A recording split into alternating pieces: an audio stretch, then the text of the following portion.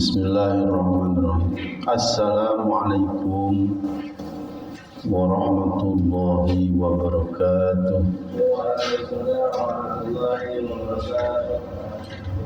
Bismillahirrahmanirrahim.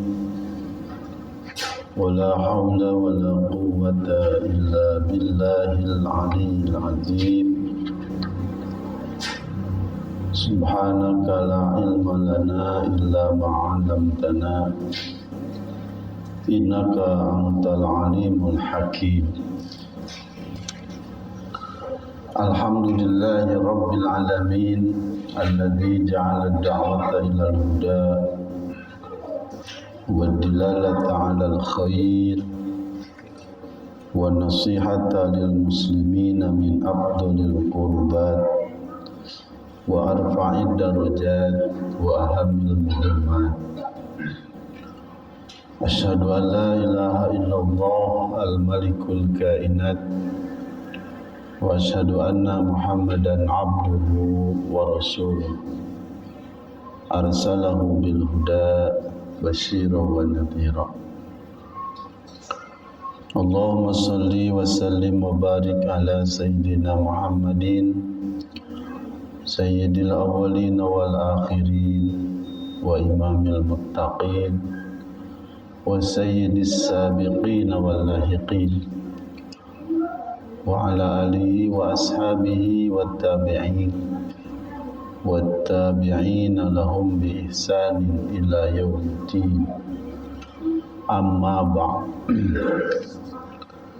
Ya ibadallah, usikum wa iyaya bitaqwallah wa ta'atihi la'allakum tuflihun. Wa qala Allah ta'ala a'udzu billahi minasy syaithanir rajim. Bismillahirrahmanirrahim. Ya ayyuhalladzina amanu taqullaha haqqa tuqatih wa la tamutunna illa wa antum muslimun. Wa qala Rasulullah sallallahu alaihi wasallam ittaqillaha haitsu ma kunta wa atbi'is sayyi'atal hasanati tamhuha wa khaliqin nasa bi khuluqin hasanin. Shadaqallahul azim wa sadaqa rasuluhun nabiyil karim wa nahnu ala dzalika minasyahidin wasyakirin walhamdulillahi rabbil alamin. Para hadirin jamaah yang dimuliakan Allah, wabil khusus pelopor pembuat ide dan program kajian Islam, terkhusus Bapak Ketua DKM beserta jajaran dan seluruh tokoh masyarakat serta para jamaah sekalian yang saya hormati. Alhamdulillah, rasa syukur kita kepada Allah Subhanahu wa taala di mana pada malam ini kita bisa dipertemukan kembali dalam kajian Islam ini, dan semoga ini memberikan manfaat dan dijadikan manfaat oleh Allah Subhanahu wa taala. Salawat dan salam semoga tetap senantiasa dicurahkan oleh Allah Subhanahu wa taala kepada junjungan kita, yakni Nabi Muhammad sallallahu alaihi wasallam, juga kepada keluarganya, para sahabatnya, para tabi'in, atba'ut tabi'in, dan seluruh pengikutnya dimanapun berada. Wabil khusus yang hadir pada saat ini di Majlis Kaidah Kajian Islam di Masjid Al-Hidayah ini. Hadirin rahimakumullah, hadanallah wa iyyakum. Tak terasa kita sudah masuk di dalam satu bulan, yang mana bulan ini termasuk kepada bulan yang dimuliakan oleh Allah Subhanahu wa Ta'ala, yaitu Syahrul Rajab, yang suka disebut juga Syahrullah, bulan Rajab, bulan Allah. Di dalam Al-Quran kita dapatkan firman Allah Subhanahu wa Ta'ala, A'udzubillahi minasyaitonirrajim, Inna iddatash syuhur indallah isna asyara syahran fi kitabillah yauma khalaqas samawati wal ardh minha arba'atun hurum. Wallahu a'lam. Sesungguhnya bilangan bulan menurut Allah Subhanahu wa Ta'ala adalah 12 bulan. Isna asyara itu sudah termaktub dalam kitab Allah, fi kitabillah, dan sudah ditetapkan tatkala Allah Subhanahu wa Ta'ala menciptakan bumi dan langit ini, di mana di antara yang 12 bulan tersebut arba'atun hurum, ada 4 bulan yang dimuliakan. Minha arba'atun hurum. Nah, yang 4 bulan ini yang di antaranya adalah Syahrul Rajab, bulan Rajab yang saat ini kita berada di dalam. Sehingga masyhur di dalam bulan Rajab ini ada doa istighfar, ya, memohon ampun kepada Allah Subhanahu wa Ta'ala. Itu Allahumma barik lana fi Rajab wa Sya'ban wa ballighna, memohon berkah kepada Allah Subhanahu wa Ta'ala, dan juga ada istighfarnya di bulan Rajab, istighfar Rajab. Sementara Allahumma barik lana fi Rajab wa Sya'ban wa ballighna Ramadhana adalah doa memohon berkah, diberkahi di bulan Rajab ini, dan juga di bulan setelah Rajab yaitu Sya'ban, kemudian sampai kepada bulan Ramadan.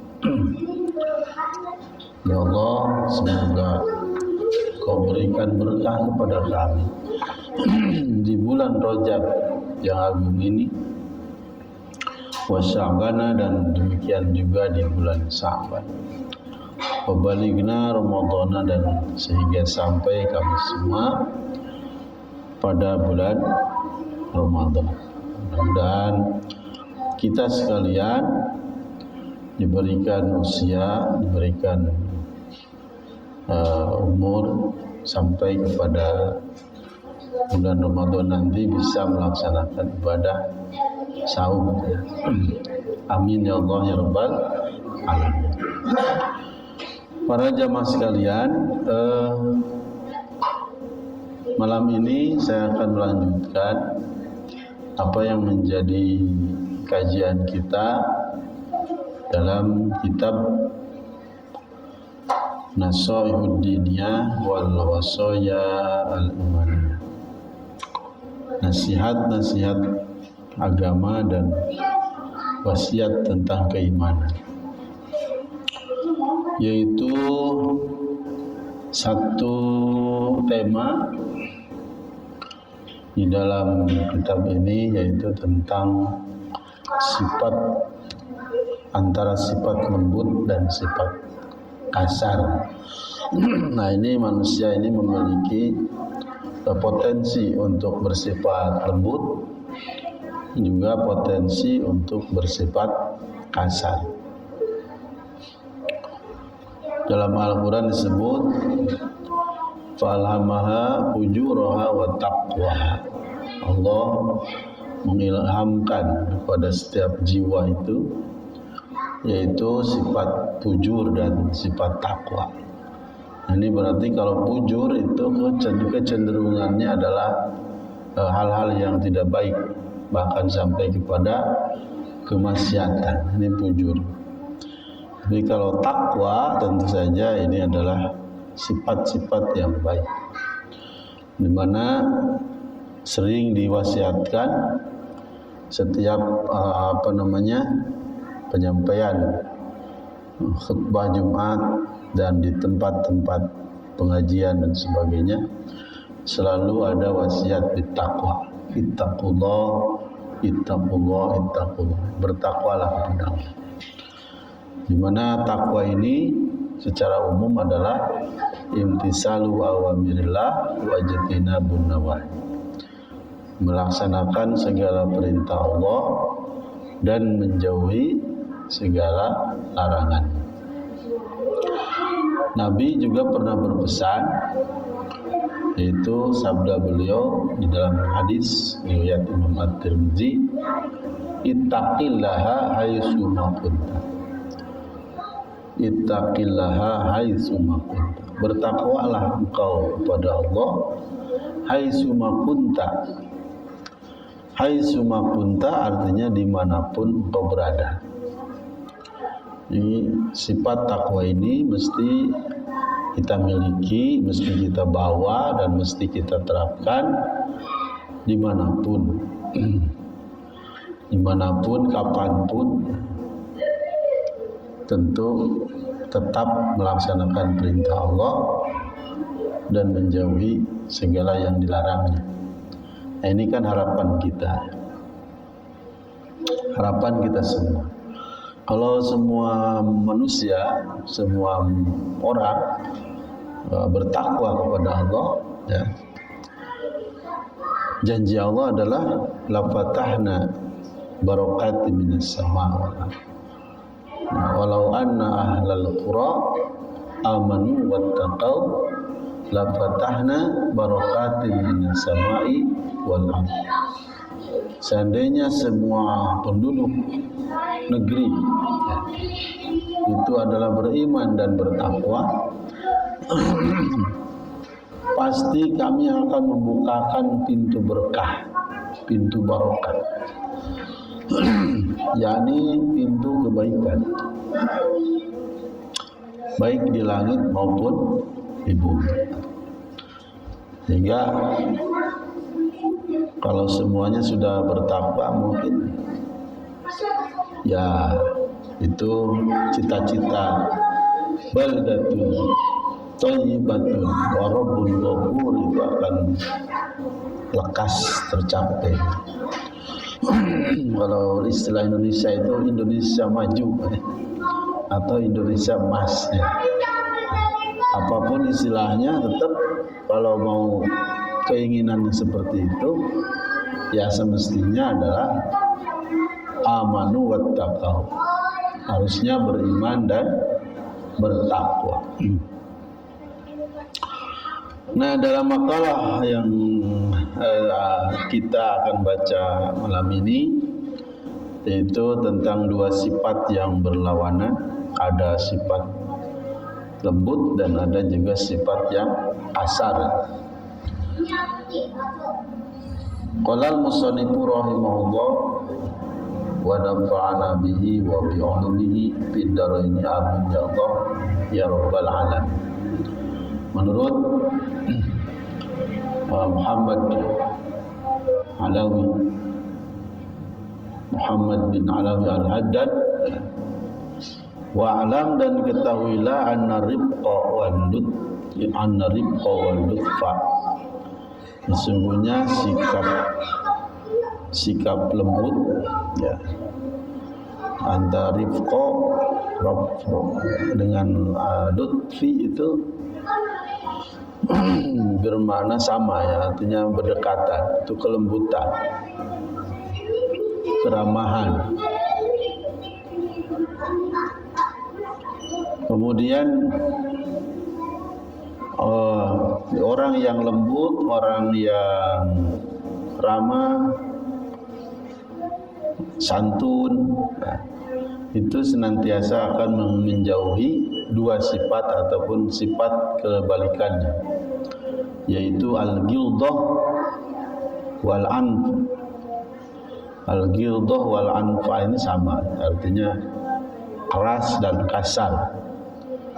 Ya, jadi orang itu ada yang keras, kasar, ada juga yang lembut, ramah ya.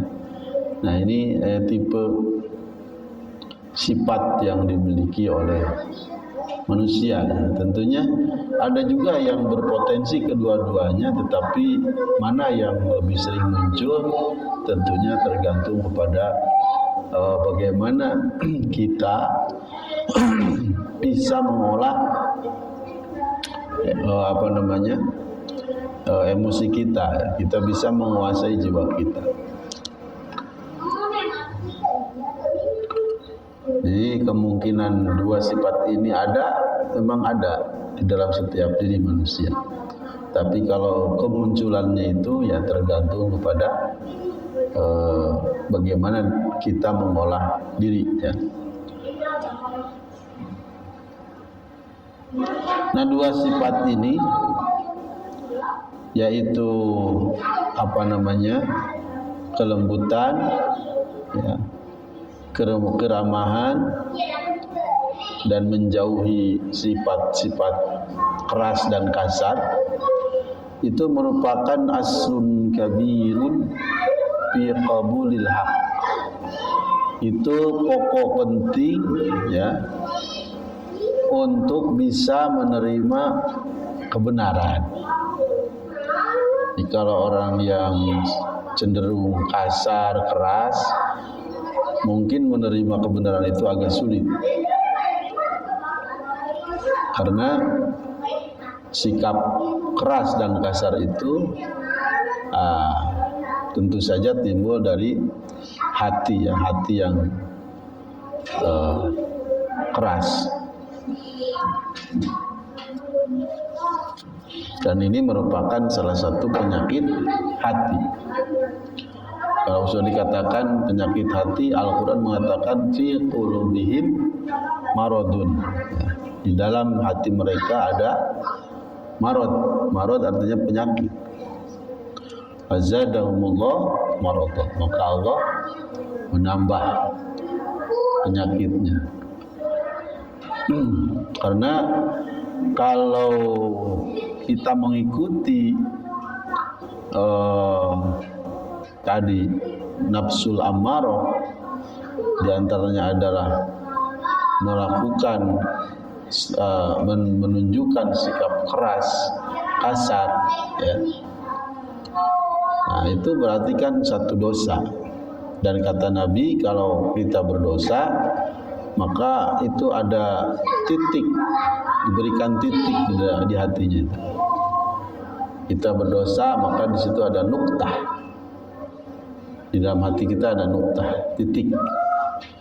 Kalau terus berdosa, maka titik-titik itu akan semakin banyak dan akhirnya akan menutupi semua hati itu sehingga hatinya menjadi keras. Summa qasat qulubukum, gitu. Kemudian menjadi keraslah hati mereka, hati kamu. Fahiya kal hijarah, sampai kerasnya itu seperti apa?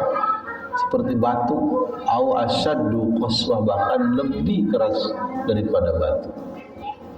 Lebih keras daripada batu. Nah ini berarti sudah penyakitnya sudah bertambah. Fazadahumullahu maradah. Kenapa disebut lebih keras dari batu? Karena sekeras-kerasnya batu itu ada yang memancarkan air, mata air, ya. Itu. sekeras-kerasnya batu itu ada yang jatuh karena takut kepada Allah. Batu yang ada di tebing, di atas tebing tiba-tiba jatuh. Nah, jatuhnya itu karena dia takut kepada Allah.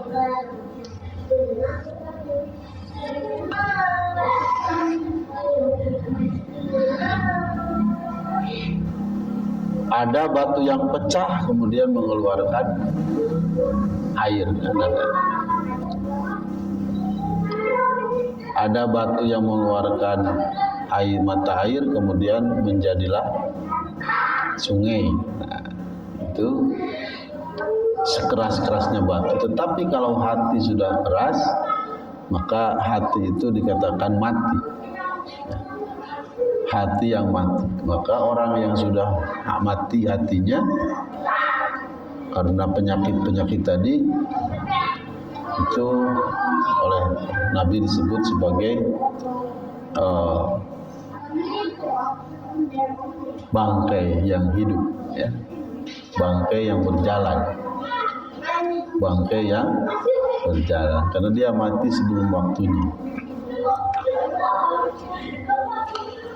Maka di sini kalau kita jauhi itu sifat kasar, sifat keras hati, itu sebetulnya adalah pokok yang sangat penting untuk bisa menerima hak kebenaran. Jadi tidak terjadi kemudian batorul hak, menolak kebenaran, tetapi qabulul hak, menerima kebenaran.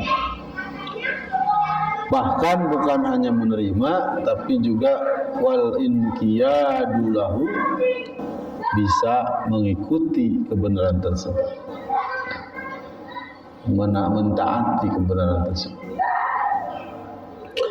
Oleh karenanya kata beliau, fa'alaika bidzalika, hendaklah kamu itu bidzalika, atas sifat yang tadi, yaitu lemah lembut, ya,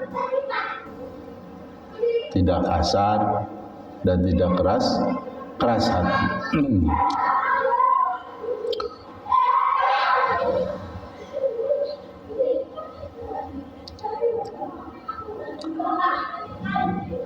Dan hendaklah kita itu senantiasa bersama orang yang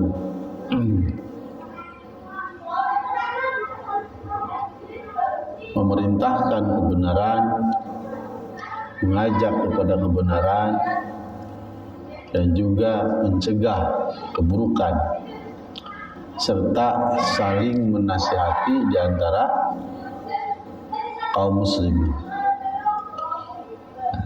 Nah, ini yang disyaratkan dalam Al-Quran itu, wal asri innal insana lafi khusrin illal ladzina amanu wa amilus solihati wa tawassaw bil haqqi wa tawassaw bis sabr. Demi waktu, demi masa, sesungguhnya manusia itu berada dalam kerugian. Innal insana lafi khusr. Nah, ini kan umum, semua manusia lafi khusr, karena semua manusia ada dalam bingkai waktu. Nah, kemudian dikecualikan orang-orang atau manusia yang tidak akan rugi adalah illal ladzina amanu, pertama orang-orang yang beriman. Beriman yakni dia yakin kepada Allah Subhanahu wa taala. Kalau kita merujuk kepada hadis, iman itu antu'mina billah, ya, engkau beriman kepada Allah, wa malaikatihi, dan kepada malaikatnya, wa kutubihi, dan kepada kitabnya, wa rusulihi, kepada utusannya, kepada rasulnya, wa bil yaumil akhir, kepada hari akhir, iman kepada hari akhir, adanya hari akhir.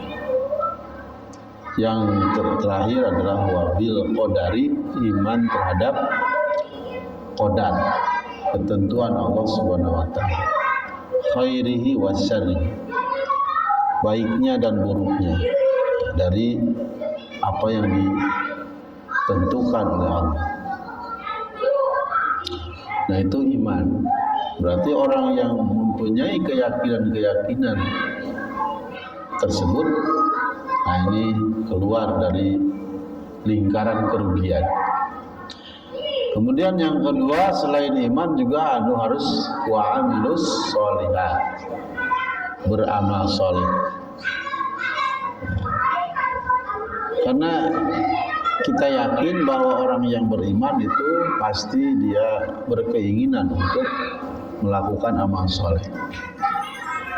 Kalau ada orang yang beriman tidak melakukan amal soleh, berarti imannya mandul ya. Jadi iman itu semestinya melahirkan amal soleh. Karenanya ketika dalam Al-Quran disebut iman, pasti itu bergandengan dengan amal soleh. Ya, karena iman dan amal soleh harus laksana dua sisi mata uang yang tidak bisa dipisahkan. Kalau ada iman harus ada amal soleh. Kalau beramal soleh harus berdasarkan keimanan. Sebab amal kebaikan tanpa keimanan itu bagaikan menanam biji di atas batu, ya. Di atas debu, di atas batu ditanam. Kalau ada angin pasti habis ya. Tapi kalau amal kita berdasarkan keimanan, itu bagaikan satu biji yang ditanam di atas tanah yang subur. Kalaupun tidak ada hujan yang deras, hujan gerimis saja sudah cukup untuk menumbuhkan biji tersebut, ya, menumbuh suburkan biji tersebut. Nah, itu ditamsilkannya seperti itu dalam Al-Quran. Nah, jadi orang yang beriman dan beramal soleh itu sudah keluar dari lingkaran kerugian waktu. Karena waktunya menjadi berharga dengan keimanannya dan dengan amal soleh. Sementara yang tidak beriman dan beramal soleh itu kan sama, waktunya habis. Orang yang beriman dan beramal soleh waktunya habis.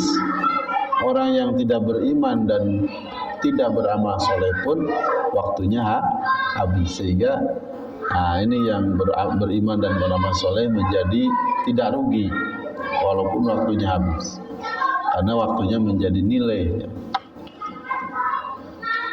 yang berharga di hadapan Allah. Yang ketiga adalah diisi dengan dakwah, yaitu tawasau bil haqqi wa tawasau bis sabr. Nah, ini kan ini dakwah.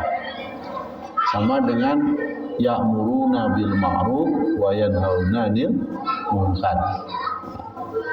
Ini dakwah. Dianjurkan kepada semua orang.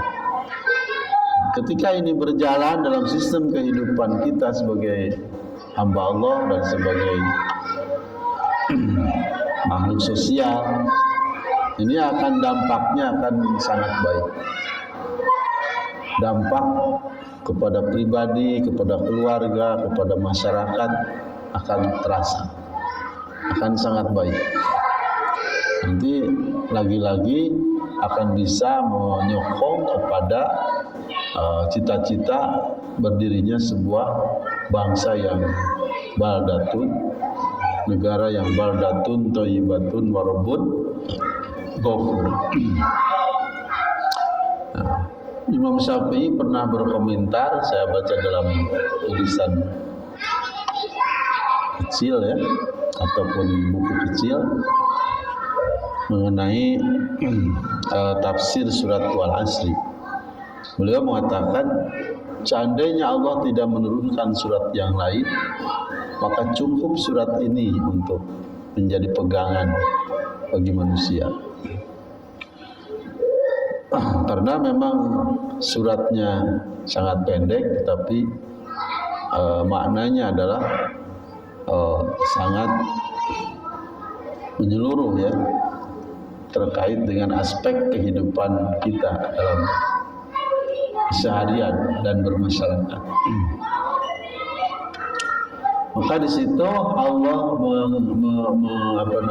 mengecualikan orang yang rugi itu dengan 3 hal: keimanan, amal soleh, dan dakwah.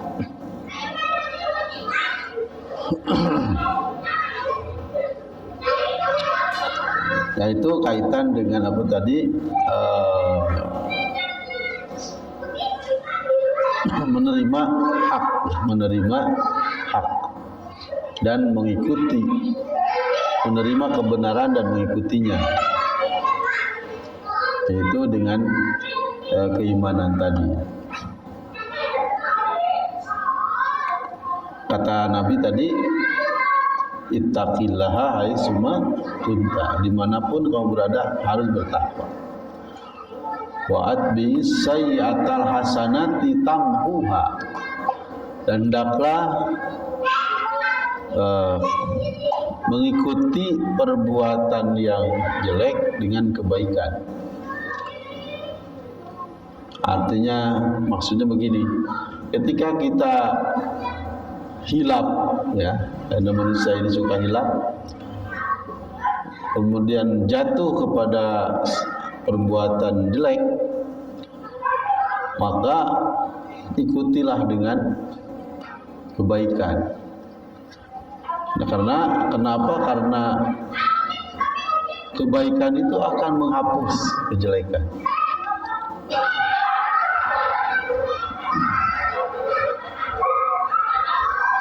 Sesungguhnya kebaikan itu menghapus kejelekan. Ada sahabat datang kepada Nabi Muhammad SAW, kemudian dia mengaku bahwa dia sudah melakukan dosa. Dia mengaku berdosa. Apa dosanya? Dia katakan bahwa dia telah mencium seseorang wanita. Qabbala ba'dun nisa.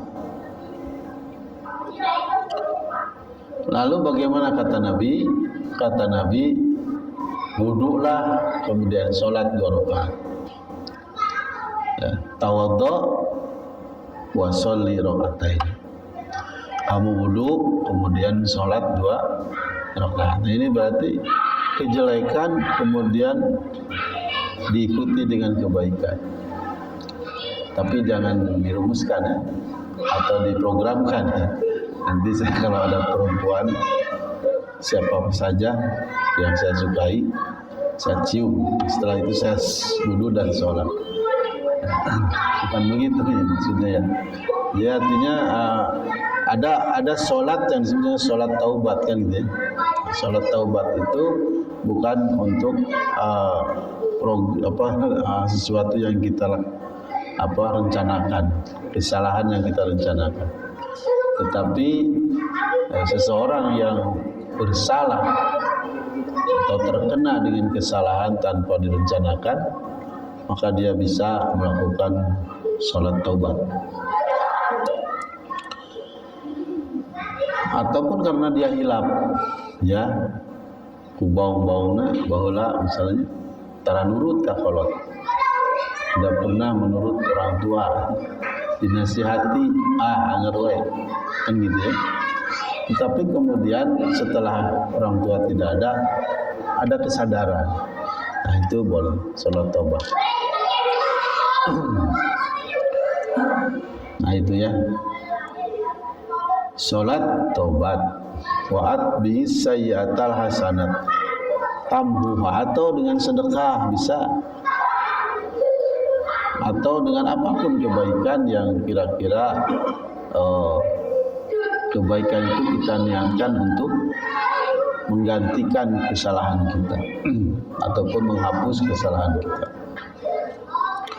Wa khaliqin nasa bi khuluqin hasanin, dan hendaklah dia itu bergaul dengan sesama manusia bi khuluqin hasanin, dengan akhlak yang baik.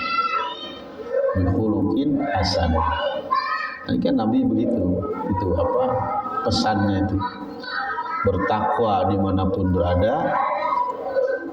Kalau bersalah lekas tobat, ikuti dengan kebaikan, kan ya. Jadi dalam Al-Quran itu katakan lam yusiru ala mafa'al. Jadi kalau bersalah itu tidak kemudian berkelanjutan, ya, tidak terus-terusan melakukan kesalahan yang sama. Lam yusiru ala mafa'al, melainkan badiru ila taubah, secepat mungkin dia bertobat. Wa anaba ilallah, kembali kepada Allah. Nah, wa khaliqin nasa bi khuluqin hasanin, bergaul dengan sesama manusia dengan akhlak yang baik. Pergaulan yang baik tentu saja bisa kita ukur dengan sesuai perintah Allah dan Rasul, dan sesuai dengan adat istiadat yang berlaku. Adat istiadat yang berlaku yang baik, yang tidak bertentangan dengan syariat, itu bisa kita lestarikan. Bisa kita lestarikan. Demi apa? Demi tadi menjaga hubungan baik antara sesama manusia. Nah itu seperti itu. Banyak contoh ya kalau di kita itu dulu orang tua kita, para orang tua kita, para guru kita sudah memberikan contoh bagaimana memelihara adat kebiasaan yang ada di masyarakat itu menjadi sebuah adat bahkan lebih bernilai. Artinya ada maknanya, ada faedahnya dan sebagainya, dan seterusnya.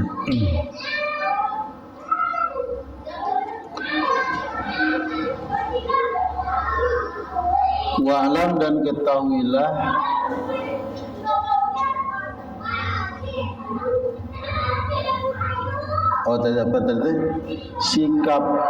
sifat yang lemah lembut, sikap yang tidak kasar ya, itu adalah bisa menjadi pokok penting dalam menerima kebenaran dan mengikuti kebenaran tersebut. Maka tadi dianjurkan kita semua untuk memiliki sikap yang lemah lembut tersebut. Rasulullah SAW bersabda,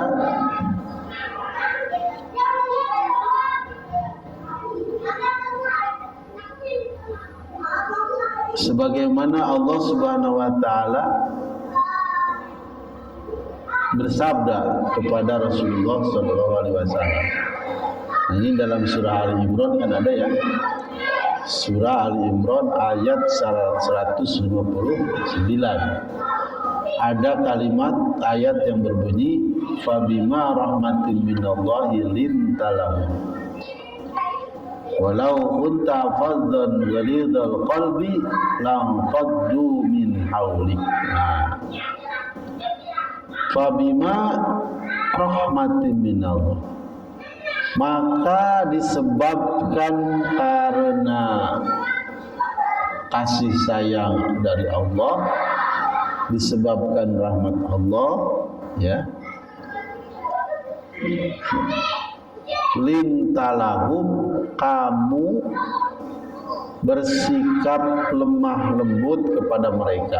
Ini kan qala Allah Ta'ala li Rasulillah, Allah bersabda, Allah berfirman kepada Rasulullah Sallallahu Alaihi Wasallam.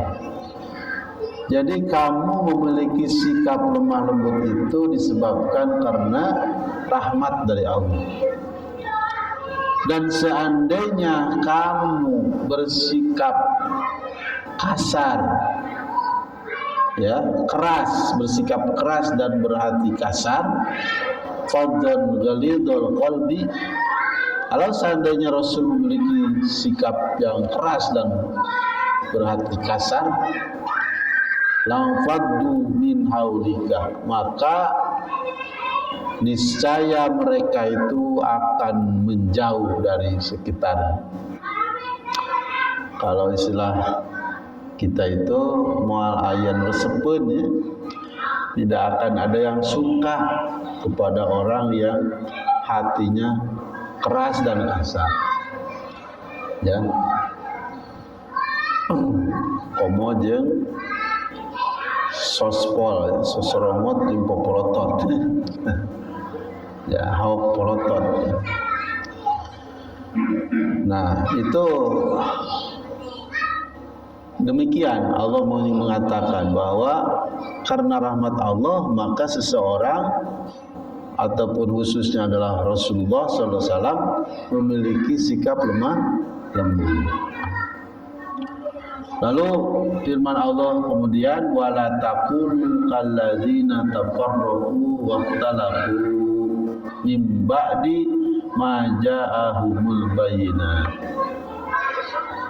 Dan janganlah kamu menjadi seperti orang-orang yang berpecah belah setelah datang kepada mereka penjelasan yang nyata. Setelah datang kepada mereka ayat-ayat yang jelas, justru mereka bersikap berpecah belah, bertengkar dan berpecah belah. Nah, ini kan berarti gambaran hati yang keras, ya, hati yang kasar. Fi dinihim, dalam agama mereka.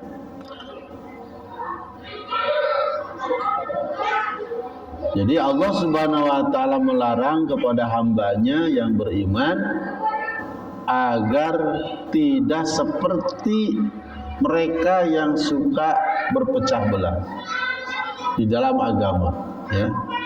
Mereka itu siapa? Min ahli kitab, di antaranya adalah orang-orang yang ahli kitab ataupun diberi kitab sebelum Al-Quran, yaitu mereka yang berpecah belah di dalam agamanya sehingga mereka mendapatkan siksaan yang besar, siksaan yang besar dari Allah Subhanahu wa Ta'ala.